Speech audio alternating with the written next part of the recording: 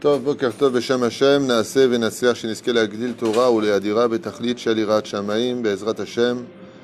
On est aujourd'hui le mardi 29 du mois de Tammuz, ce soir Rosh Chodesh Av, et le 21 du mois de juillet, Bezrat Hashem Itbarach, Shiur dédié pour la réussite, la santé de Esther Bat Choma, ainsi que tous ses enfants, Yarom et Rachel.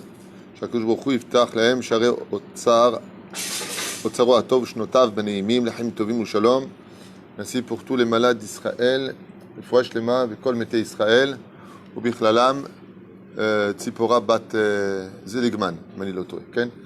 טוב, on est toujours avec le Ben Ishraï. On avait commencé donc avec sur le domaine de la paracha de Devarim ici, et on avait vu que il y avait une chalouka, en d'autres termes, une situation de partage entre le monde matériel et le monde spirituel.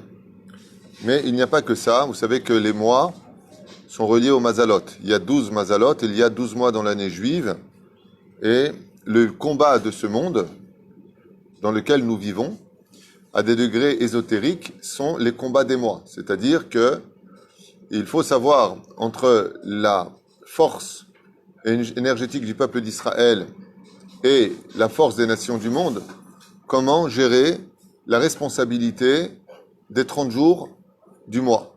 Qui prend quoi et quoi prend qui. Alors le Ben Ishraï nous explique ici que Yaakov Avinu, alav shalom, il a pris son chelek. Qu'est-ce qu'il a pris Yaakov Avinu? Il dit, il a pris 3 mois qui sont les suivants.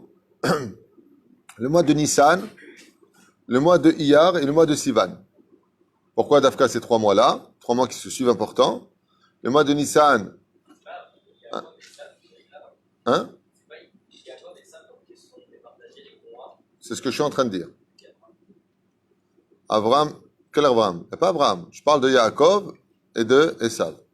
C'est ça? Et cette dimension, elle a été prise pour Nissan, Iyar et Sivan. Au mois de Nissan, Dieu est venu nous libérer. Au mois de Iyar, Dieu est venu nous soigner de l'assimilation, parce qu'il fallait accomplir un proverbe très connu qu'il est beaucoup plus facile de sortir le juif de la galoute que de sortir la galoute du juif. Ça, c'est un travail très difficile. Pour cela, on est le mois de Iyar. Et en même temps, l'identité du peuple d'Israël, sa carte d'identité, c'est la Torah. Donc le mois de Sivan, sur lequel on a reçu la Torah. Qu'est-ce qu'a fait Esav? Il est venu tout de suite après, donc dans ce monde, qu'est-ce qu'il a pris Esav? Il a pris 2 mois. Tammuz et Av, qui correspondraient en français à juillet-août. D'accord? Quel a été le but de Esav dans son origine? Au niveau de l'âme, vous savez que Esav, au niveau de son origine, il vient du Nachash HaKadmon, du serpent originel dans l'étude, Ken. Il vient du Nachash HaKadmon. Et quelle est la carte d'identité du serpent originel dans la Torah? Comment la Torah le définit? Ve'anachashaya arum. Le serpent était nu, ou le serpent était malin. On peut le traduire de 2 façons. Le mot arum se traduit, anachnu arumim, ça veut dire nous sommes nus. Mais quelqu'un de arum, comme tu dis Ramaï, c'est quelqu'un qui est aussi malin. C'est-à-dire que la malice des forces du mal ne peut vraiment intervenir que quand on se dénude. C'est-à-dire le manque de pudeur. C'est pour cela que jusqu'à aujourd'hui, on constatera que le mois de juillet et le mois d'août sont les 2 mois où l'humanité se dénude le plus de toute l'année. Qui donne cette influence? Juillet-août, c'est le mois des vacances. D'un coup, on se met en maillot de bain. Ben c'est quoi un maillot de bain? Quand les femmes sont en maillot de bain devant les hommes, elles sont juste, avec le respect que je vous dois, Ken, enfin, si je parle crûment, ouais, elles sont en slip soutien-gorge. C'est impensable. Dans l'absolu, c'est impensable.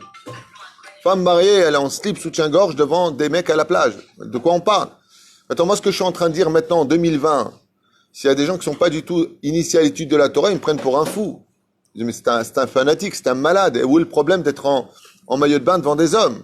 Pour les gens qui sont très, très, très, très loin de la Torah, remplis de clipotes et d'assimilation, je sais que ce que je dis est dur à entendre, mais j'y peux rien. On parle de Torah, c'est la vérité. Vous le verrez dans mon futur. C'est impensable. Ce que je suis en train de dire, Bémet, moi je me rappelle quand j'étais pas du tout religieux, j'aurais entendu un mec qui dit ça, je dis mais c'est un tapé, celui-là, il est dangereux. C'est un Yalatola Khomeini. Pas du tout, c'est juste de la Torah. C'est juste de la Torah. La Kahalko, Tammuz Av, et il a réussi à prendre aussi un troisième mois, c'est le mois de Elul. C'est pour ça que le mois de Elul, Dafka, si vous observez bien, elle tombe toujours mi-août, début septembre. Dans l'année, de façon générale, ça tombe toujours à cette période. Ce qui fait que le mois de Elul, c'est le mois de la Teshuvah. Ani le dodi vedodili, umal Hashem elokecha et levavecha ve'et levav zar'echa. C'est plein de psukim. Le mois de Elul, c'est le mois des slichot. On demande pardon à Dieu et on se couvre du talit. On se couvre. Ce que veut les forces du mal, c'est le manque de pudeur. Pourquoi? Parce que la nudité n'appartient qu'à un seul membre. Lesquels? Bonne réponse de Yosef, les yeux. Ce qui fait que, vous savez qu'Alpi Kabbalah, dans la Kabbale, les 12 mois de l'année correspondent à des membres du corps humain. Le mois de Tammuz et le mois de Av correspondent aux deux yeux du corps humain. Juillet, août correspondent aux yeux du corps humain. Pourquoi j'ai souvent fait des mariages? Aujourd'hui, je pousse beaucoup les gens à faire des mariages en hiver. D'abord, au niveau stratégique, c'est plus intéressant parce que c'est beaucoup moins cher qu'en été. Mais surtout, au niveau stratégique religieux, c'est que tu n'as pas besoin de marquer « venez pudique ». Fais-moi 8000, tout le monde vient pudique. Parce qu'en été, tu sais plus si tu es dans un mariage ou un défilé de mode. C'est compliqué. Hachem Ishmor Virahem. Parce que nos yeux, la Gemara dans Masechet Avodah Zara, nous dit que tant qu'un juif protège ses yeux, la Gemara amène deux enseignements sur cela. Petit 1, c'est un vrai ami de Dieu, comme ça dit la Gemara, qui est appelé l'ami de Dieu, celui qui protège ses yeux. Petit 2, En ahizat yetzerara et ma'ema shechotim ainav. Le yetzerara, comment il nous fait tomber dans la colère? Comment il nous fait tomber dans la jalousie? Comment il nous fait... C'est quoi le démarrage de l'allumette qui met le feu à toute cette forêt de nos midotes? C'est quoi? Réponse, fais attention à tes yeux. Si tu fais attention à tes yeux, le yetzerara n'a pas d'emprise sur toi, dit la Gemara dans Masechet Avodah Zara. En lo achiza, il peut pas t'attraper. À un d'écart que la Gemara nous dit, Aiver Hashuv Kemet, un aveugle est considéré comme mort. Depuis quand un aveugle il est mort? Ça va pas ta tête? Mais non, qui c'est qui est mort chez lui? Le yetzerara. Aiver Hashuv Kemet, mi Hashuv, ha yetzerara Hashuv Kemet. Parce qu'un aveugle n'est pas quitté misa de la Torah, il peut très bien, s'il peut pas la lire. Aujourd'hui, il y a le braille, mais il peut au moins l'écouter. Il n'est pas quitte de mettre les tuilines. Alors pourquoi tu dirais qu'il est mort? Le yetzerara, il dit, s'il est aveugle, moi je pourrais rien faire contre lui. Donc, quels sont les 2 mois les plus difficiles pour nous? Av, Tammuz et Av. C'est pour ça qu'on a Ben Hametzarim et qu'on a le mois de Av, la période de remise en question sur la reconstruction du temple. Et la reconstruction du temple était basée sur quoi essentiellement? Sur la Shmirat HaEnaim. C'est-à-dire que tous les korbanot qu'on a portés quand on montait au Beth Amikdash, les Chachamim nous disent que la base essentielle, c'était faire attention, les femmes devaient être pudiques, les hommes devaient être pudiques. Jamais quelqu'un montait les bras dénudés au Beth Amikdash. En d'avoir casé. Pas comme aujourd'hui sans faire d'accusation, chas v'shalom. Mais comment on peut se promener au kotel avec le mec qui vient en petite chemisette, ouvert jusque-là? Où tu vis? Où tu vis? J'aimerais bien voir ces mêmes gens qui ont une grande bouche. Ouais, ça va, ouais. Va à la Mecque, comme ça, je suis mort de rire. Vas-y, va à la Mecque. Si t'es un mec. Va à la Mecque. Avec vous, les religieux, vas-y, va à la Mecque. Va, juste je vois. T'as peur, hein? T'as peur, tu trembles. Ah ouais, hein? Attention, hein? Non, non, non. Là, Kadosh Baruch Hu, il te demande, Al-Pi Halakha, on n'a même pas le droit de fumer sur le parvis. Fumer une cigarette sur le parvis. Du côté, on n'a pas le droit. De prendre des photos. De prendre le Shulchan Aruch. Kitsour Shulchan Aruch, il dit de prendre le mur comme décoration pour une photo, ça, tu prends une photo de quelqu'un qui est devant le kotel, c'est permis. Parce que c'est lui que tu veux prendre. Mais si ton intention, c'est de prendre le kotel comme décoration, comme un studio de photo, c'est strictement interdit Al-Pi Halakha. Dieu te dit, je suis pas une déco. Ce que je vous dis, je peux vous montrer tout ça noir sur blanc. C'est pas, je dis les choses. Moi, personnellement, faites ce que vous voulez, venez sans manche, venez sans main, faites ce que vous voulez, je m'en fous. Il n'y a rien de personnel dans ce que je dis. Chaz v'shalom, au contraire. Aval, mache emet, emet. Chaz v'shalom, de descendre la Torah parce qu'on n'est pas prêt à accepter. Ces gens qui sont comme ça n'ont rien à faire dans mes shiurim. Rien à faire. Là, il y a des gens, ils adorent aller dans le sens du poil, était génial, était bien. Non, nachon. Le pire, c'est pas ça. C'est que dans les années 80, dans les années 70, ce langage-là était totalement d'actualité. Une speakerine, à l'époque sur Antenne 2, parce qu'elle est venue avec un décolleté un peu trop large, a été virée de la télévision. C'était pas joli. Si on voyait une poitrine de femme dans un film, j'ai pas dit waouh, poitrine.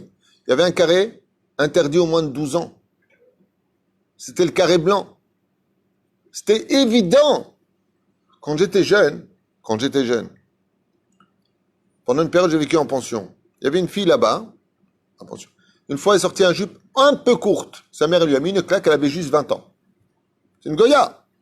Elle lui a dit, mais tu sors comme une prostituée.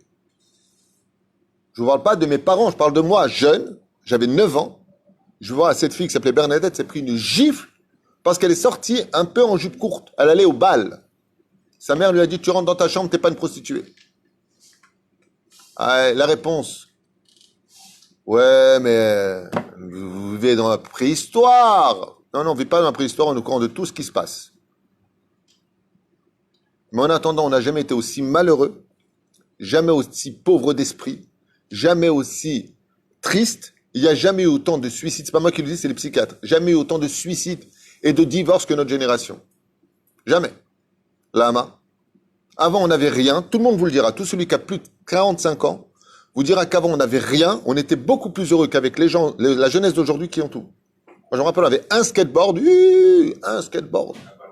un ballon. Aujourd'hui, on a des ballons, des baskets, chacun sa chambre, chacun son ordinateur, chacun son portable, $1 million, et tout le monde fait la tronche. Personne n'est content de rien. Avant, les couples, ils s'entendaient pas, ils restaient mariés. Aujourd'hui, qu'est-ce que tu m'as dit là? Qu'est-ce que tu m'as dit? Le guet. Allez hop, le guet.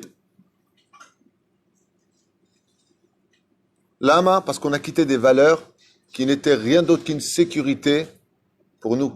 Quand tu donnes des valeurs à ta vie, quand tu donnes des valeurs à ton corps, quand tu donnes des valeurs à ce que tu fais dans ta vie, on t'estime à la valeur que toi tu t'estimes. Mais si tu te jettes dans n'importe quelle situation, que ton corps n'a pas plus de valeur puisque tout le monde le regarde, puisque c'est toi, c'est ce que toi tu estimes être, alors ne t'étonne pas qu'on te voit comme toi tu veux faire, paraître ce que tu es. On ne respecte que celui qui se respecte. Mais si tu ne te respectes pas, je ne te respecte pas. Ce sont des valeurs morales. Shemirahim. Tammuz Av Elul. Donc combien il a pris Esav? 3 mois. Mais Achnit Gaber Yaakov Alab. Shalom. Vous vous rappelez que la Torah nous parle d'un combat qui a eu lieu dans le ventre de Rivka, où Yaakov se battait contre Esav. Au niveau du Drash, qu'est-ce qui a marqué? Quand il voulait aller dans un bête Midrash, il se battait pour sortir Yaakov. Quand c'était une maison d'idolâtrie, il se battait à Esav pour y aller. Nachon? Vient le Ben Ishraï, il nous dit, Alpi Kabbalah, en réalité, ils se partageaient les mois. Et Yaakov n'était pas d'accord avec le fait qu'il ait pris les 3 mois de Tammuz, Av et Elul. Qu'est-ce qu'a fait Yaakov? Il a mis, bam, un coup. Ça veut dire quoi? Un coup spirituel. Pour lui prendre les mois. Vechataf Mimeno, il n'a pas réussi à lui prendre 3 mois. Combien il a réussi à lui prendre? 1 mois. Lequel? Elul. Il a réussi à récupérer 1 mois chez Esav par la force spirituelle, donc un combat spirituel qui n'a rien à voir avec les combats de boxe qu'on a sur MMA. Il a réussi à lui prendre le mois de Elul. Et il a donné au peuple d'Israël comme mois de la Teshuvah. Nish'ar be'ado tamuz av bilvad. Ce qui fait que jusqu'à aujourd'hui, combien est-ce que Yaakov il a réussi à récupérer? Bon, on irait be'ahad. Le nom de Yaakov, c'était quoi dans l'origine? Ekev. Combien il y a de mois dans l'année? 12. Combien sont dans les mains de Esav? 2. Combien il reste de mois? Yud. Pourquoi on l'appelle Yaakov? Parce qu'il a réussi à prendre 10 mois sur l'année. Combien il nous manque de mois pour qu'on ait la Géoula? 2 mois. Donc pour qu'on ait la Géoula selon le Ben Ishraï Alpi Kabbalah, dans l'étude ésotérique, comment est-ce qu'on peut ramener le Beth Amikdash? Shomer Enaim. Par la pudeur, on peut rapporter le Beth Amikdash. Le fait de se couvrir, le fait d'être pudique, de surveiller ce que nos yeux vont voir, ça va être le déclenchement qui va éteindre l'allumette qui a mis le feu à toutes les autres mauvaises midotes. Ken?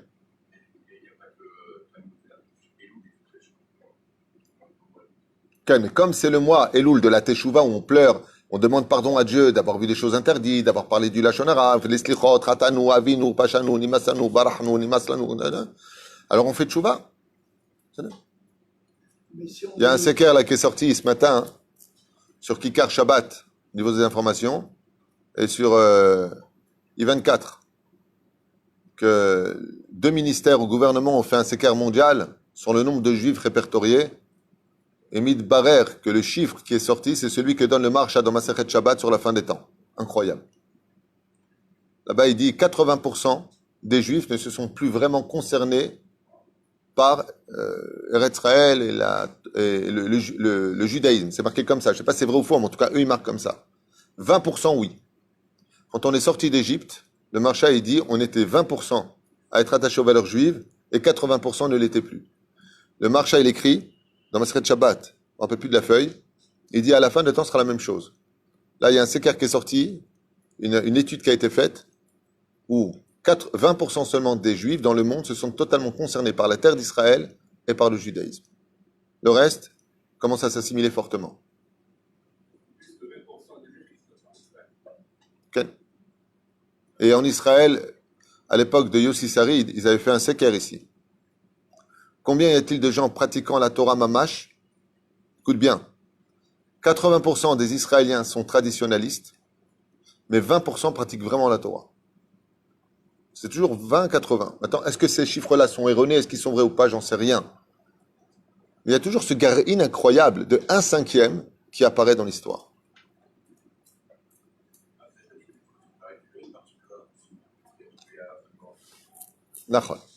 C'est encore autre chose. Et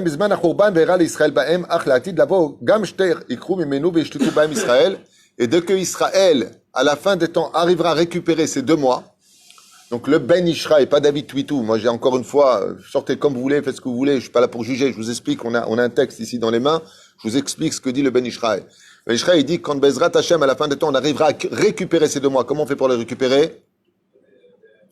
Donc, de qui dépendait réellement notre Géoula à nous? De nos yeux, et les femmes, de la pudeur. Ce qui fait que chaque fois, dans la Torah, les Chachamim nous disent, chaque fois qu'une femme sort impudique, elle recule la Géoula. Chaque fois qu'un juif, on cherche à voir avec nos yeux la nudité des femmes, dans les films, dans la rue ou ailleurs, on recule la Géoula. Ve'anachashaya arum. C'est pour ça que le tikkun de la faute originelle, c'est quoi? Vaya'as Hashem Elokim knot or. Qu'est-ce qu'a fait Hashem? Il a créé des vêtements de peau pour recouvrir la nudité de l'âme. Ta propre femme, la brioute, faites l'amour, faites des voyages, soyez heureux. Sa femme, c'est sa femme. Non, un homme a le droit de voir sa femme quand elle est pas nida, al pi halacha. Si elle est nida, don't touch, don't see you, don't shum davar. Donc camillo.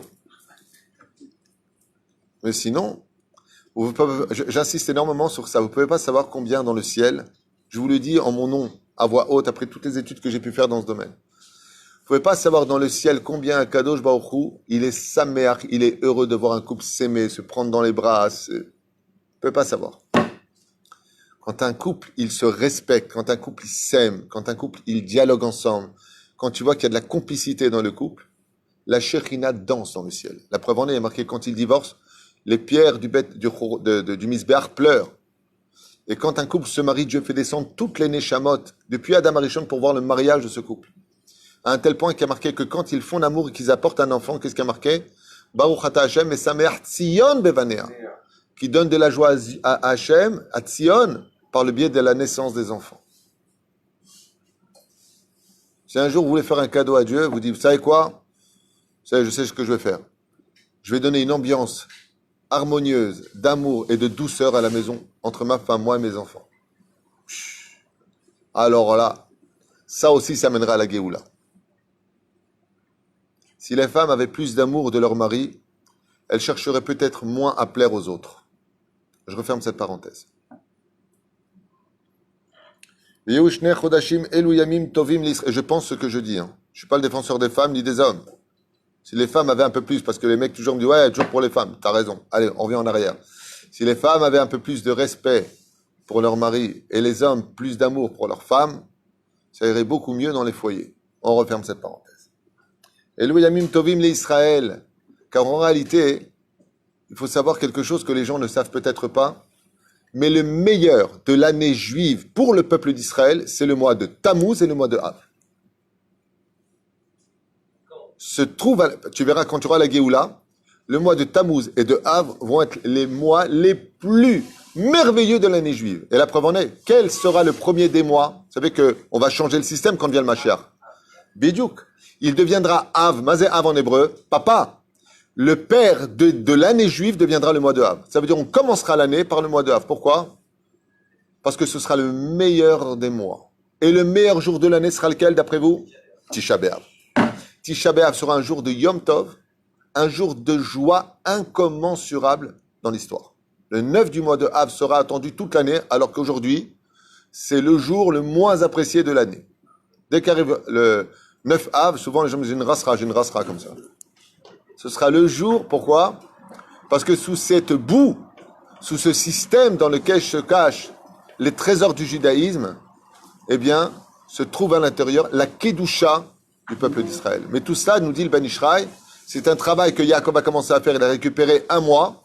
Il a laissé à sa descendance le travail pour récupérer les 2 autres mois qui sont le Chodesh Tammuz et le Chodesh Av, qui correspondent aux 2 yeux de l'être humain. Ce qui fait que si nous, on protège nos yeux et que les femmes nous aident dans leur pudeur à sortir plus de snois, c'est-à-dire que quand une femme s'habille le matin, si elle voit pas aucun intérêt à se couvrir comme la Torah le demande, alors on lui dira, ok, t'as raison, mais n'oublie pas que nous les hommes, on a une âme animale et qu'on est attiré par les formes féminines.